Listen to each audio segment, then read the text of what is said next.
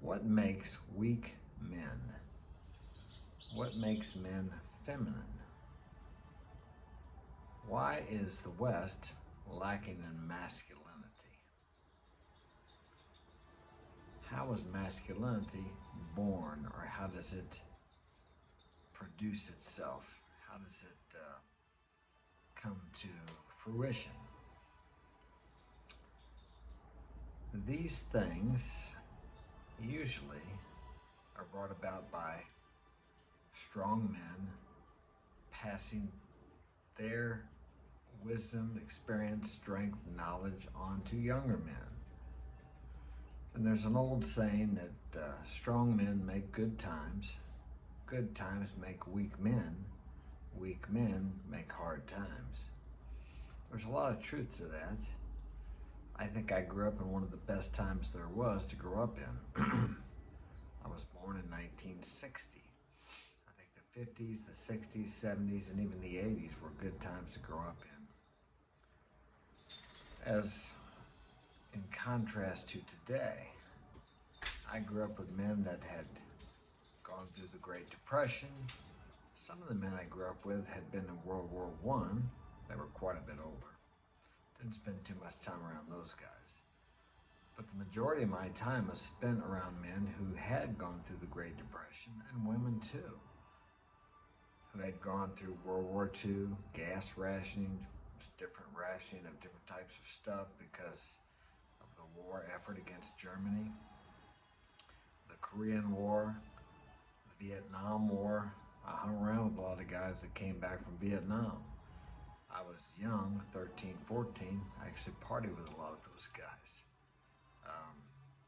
So these are the types of people I grew up around. Men who had gone through adversity and challenges.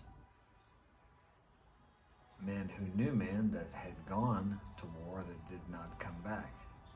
And the ones that did come back were forever changed from the war. Now, does a man have to go through war to be a masculine man? Of course not. But these hard times, these difficult times, these challenging times are what make men men, what make men masculine. These things are what make men strong. Kids growing up, playing out in the woods, playing in the street, riding their skateboards, skinning their knees, banging their heads, climbing trees, falling out of trees, doing unsafe things. Now, I'm not advocating, of course, that anybody go out and do anything stupid or detrimental to the safety of their health.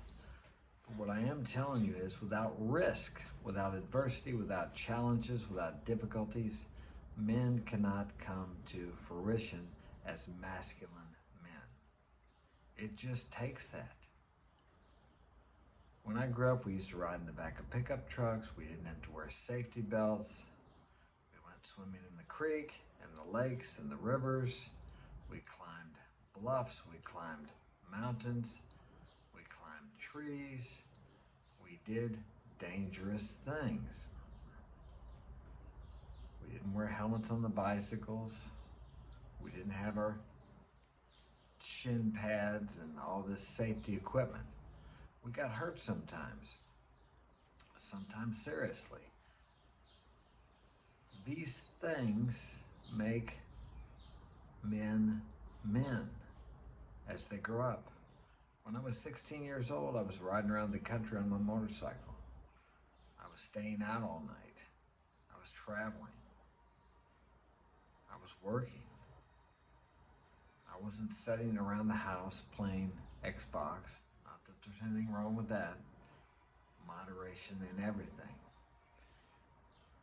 But I was out experiencing the world. And I was getting hurt. I was taking chances. I was getting into fights. I was doing some dangerous things. I was risking. I was taking adventures, or doing adventurous things. And most of the people I hung around with were not quite as adventurous as I was, but yet they were doing similar things, working on their cars, driving fast, doing a little partying. The only people that were, well, I don't think we called them nerds back then, but we didn't call them geeks either. I'm not sure what we called them. Maybe bookworms. They weren't doing anything exciting or dangerous or risky. And there's nothing wrong with that. We need those people too. But it seems like now we have an overabundance of people who don't really know how to be a strong masculine man that can handle dangerous, adverse, risky, challenging situations. Most young men growing up now don't know how to use their hands. Many of them don't know how to shake hands. They'll shake their hands and they don't really know how. No one has taught them that. They don't have masculine mentors. And this is the problem, because we need masculine men. Who do you think takes care of things when there's a fire? Who climbs the ladder and goes into the burning building and rescues someone, women and children, and maybe young men also? Who's the one that comes to the bar and takes the drunks out that have been fighting? Masculine, strong men. Now, someone would argue with me and say, well, we have police women too. Yeah, but a police woman at 120 or even 140 or 50 pounds now, because the average American woman is 140 pounds or more. Is it more? 160? No, it's 170. I think it's 170 pounds. I would have to look up the stats on. Even at that, she's not going to go in there and take care of a 200 or 220 pound man who's drunk or high. It's just not going to happen. I mean, all this about men and women being equal, I certainly believe that men and women are equal in the eyes of God, but they're not equal physically or biologically. It's just the way it is, regardless of what you say or what you want to believe or what your subjective experience is. Objectively, they are not equal. They can't do what I can do. Now, there are exceptions to the rule, of course, but in general, it can't be done. During World War II, they increased the workday from 8 hours to 12 hours. The accident rate of women went up 150%, and the men's didn't go up at all. Now, what does that tell you? So, this is some of the problems and how we've gotten to this point. Now, what do we do about it? What's the solution? You older men who have gone through some things, or maybe the ones of you who have purposely put yourself through challenges, need to mentor these young men. You need to pass on what you've learned so they can become men. Because without masculine men, our country will not survive. I mean, this age of computers and internet and all that's fine, but who's out taking care of the infrastructure? Men. Men keep things going. Men build the buildings. Now, I know there's a few women out there doing the jobs. Construction. On the roads, when you see a woman on a construction, you don't see her running the jackhammer all day. You don't see her running the concrete saw. We don't have any women on my type of work. Occasionally there's one or two, but they can't carry the 40-foot ladders and set them up. They can't do it.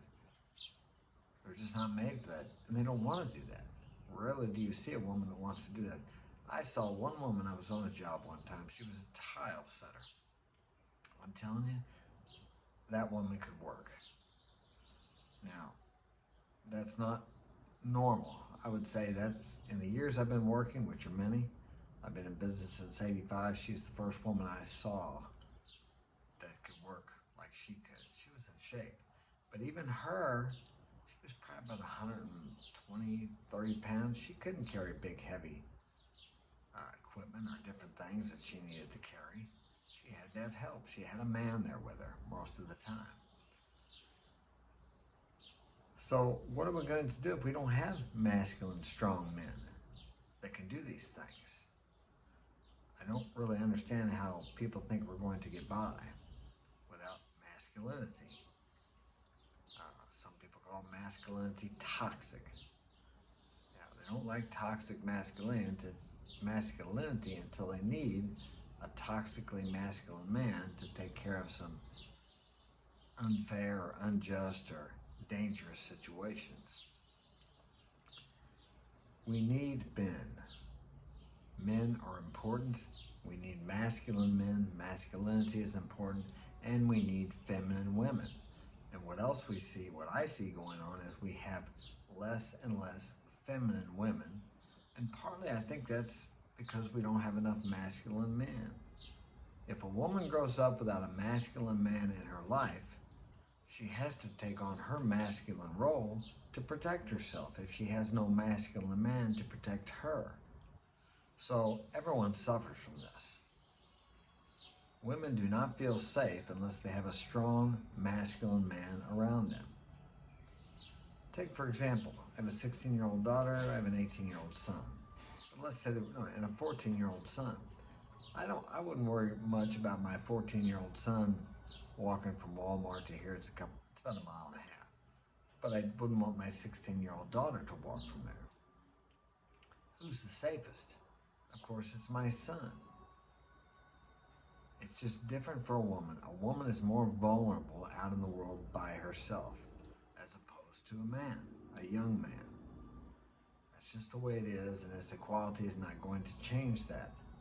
Until we live in a perfect, safe world, these things are going to be the way they are. You need masculine men. We need feminine women. And as I say, we have men that are feminine now, many, many men, and we have many women who are in their masculine role. And what do they predict? By 2030, less than 50% of the women will be married. Men don't want masculine women. It just doesn't work. There's no polarity there. So we need to mentor these young men, and we need to let them realize that it's okay to be masculine, that actually it's preferable for you to be masculine. You need both, feminine and masculine. We need that for polarity, and you need that for attraction. So let's help out some young men if you're an older man. And if you're a young man, find a mentor that can help you become a man, because you need that to survive. We need that for our nation to survive and thrive, as it has for hundreds of years. So that's all I have time for today. Share this with a friend if you think it will be of value to them. Thanks for tuning in. Take care.